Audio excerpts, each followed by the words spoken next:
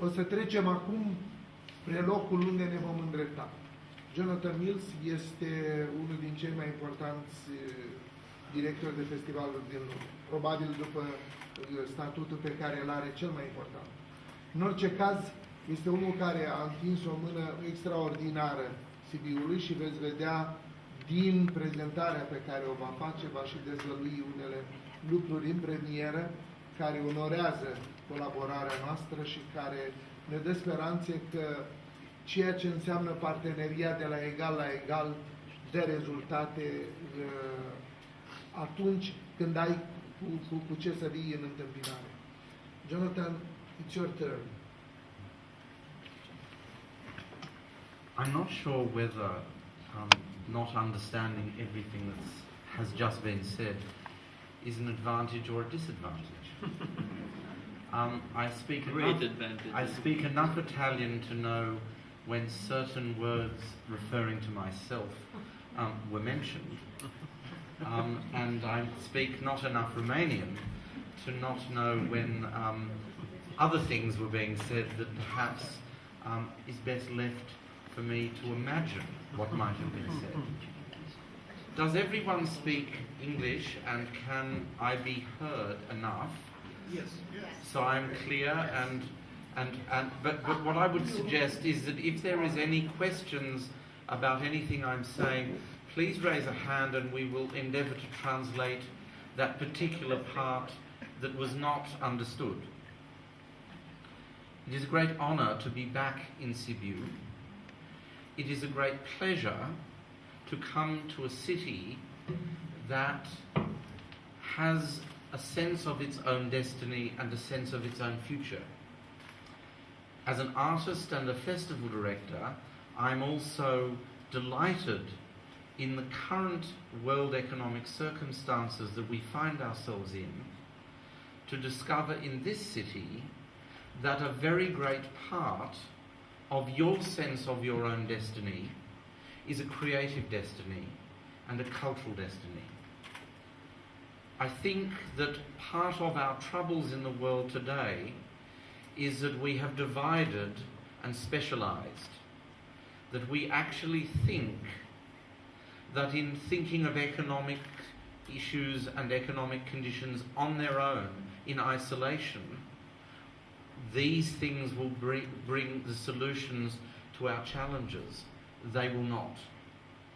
Our world is a complex, very interconnected place. And it is only by thinking of that complexity and that interrelatedness, of the way in which science and technology, the way in which culture and the arts can play a role in human destiny, that I believe our future lies. And I have to say that it is great to be in a city where, despite many challenges, you have not progressed a policy to build roads and then schools and then hospitals, but that you are actually progressing the ideas of your community together, and that all things must develop in their own way, in their own time, in their own pace, but not in isolation. And it is precisely, I believe, this kind of idea that led you to doing some extraordinary things recently, some things that raised eyebrows across Europe. I think appropriately raised eyebrows across Europe. You had in Mr. Konstantin Kyriak a very special ringmaster to help you raise those eyebrows, because without his energy, some things that everyone was thinking would not have actually been said. Konstantin dared to say things that others only thought about. He dared to challenge old Europe, Western Europe, and centralized power structures in Brussels to say why a new contributing member of the European Union has to wait its turn till all the old members have still again had a turn at being the cultural capital before we can express our opportunity to being a cultural capital.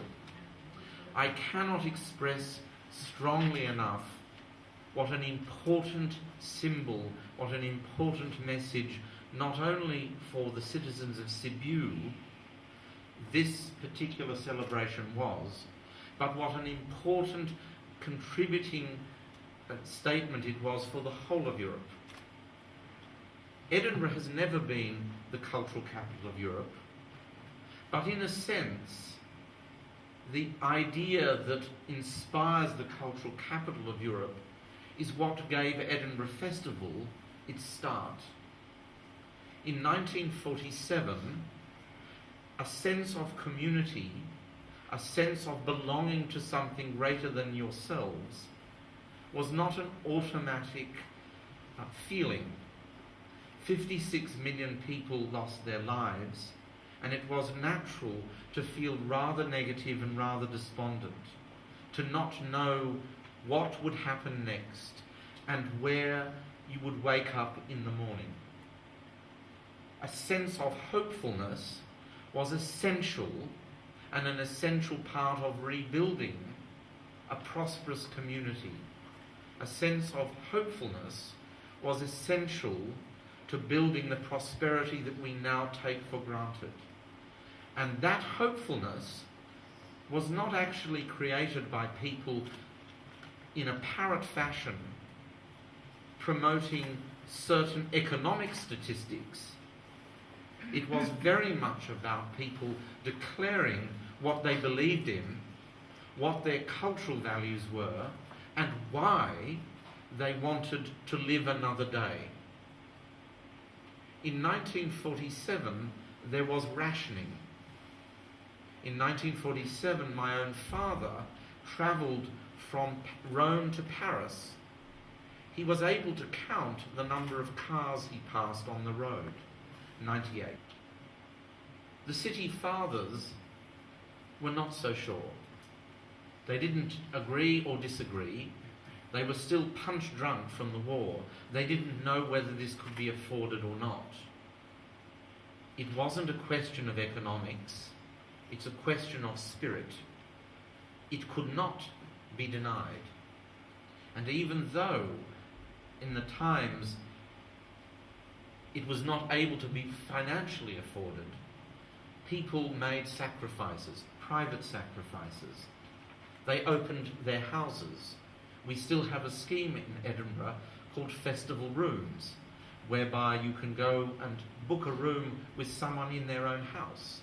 This dates from the time when there were no hotels, when there were not the kinds of public conveniences of all kinds that have made us a very different society, perhaps a softer society than those that existed in 1947.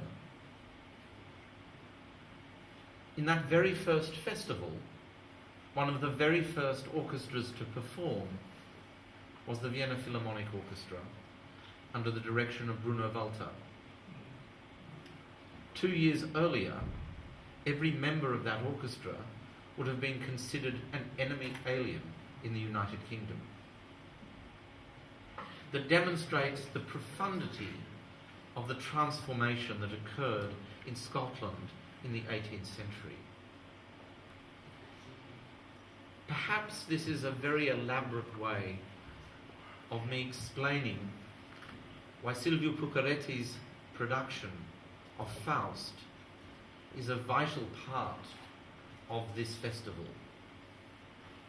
I can tell you, but I don't need to because you've seen it, what an extraordinary, compelling, powerful, large-scale production this is. I can't wait for it to be performed in my festival. It would be a joy to invite under any circumstances. But there are more than any circumstances why I have invited it to this year's Edinburgh International Festival. It is a pillar for the ideas that underpin this year's festival. Pucarete's production, I believe, will speak eloquently to those who have no Romanian whatsoever. Such is the power of the imagery, of the design, and the clarity of this production. However, I think there's something more. I think there is something greater at stake here. I think that what is really bold and important about this production is what it taps into. I believe it taps into an idea of collected memory, of collective memory. If you think about this production, of how it starts with the detritus of writing, of words and papers littering the stage, and it moves towards what is now considered old technology, personal computers, very recently old technology. Think about that in terms of the way in which we remember as individuals, about the effect of on our memories of writing, of every form of technology. Think about all of that as a vital part of the equation that motivated Faust in his search for knowledge. So insatiable was his appetite, so much a child of his time, of the Enlightenment was Faust, that in fact he was prepared to make any deal, to undertake any kind of negotiation, to almost lose completely his sense of himself in order to acquire knowledge. I think this is one of the great abiding challenges and conversations that the Enlightenment, that the 18th century presents us with.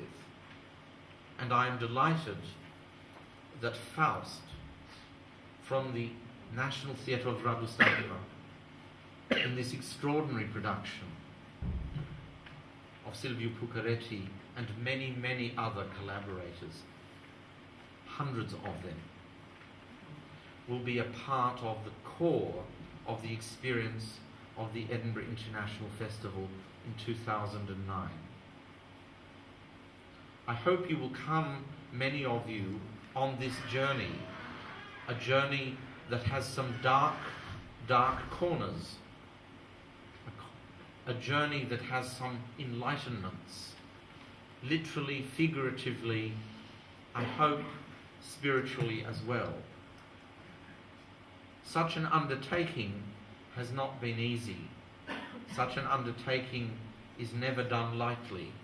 So I am very, very honoured and delighted that the Office of the President of Romania, the Parliament of Romania, the Romanian Cultural Institute, the Minister of Culture, and my dear friend and indefatigable colleague Constantin Chiriac have all joined on our journey to ensure that this extraordinary and very unique vision, I dare say a vision forged very strongly from the history of of Romania, your history as well, is going to form such an important part of the Edinburgh International Festival in 2009.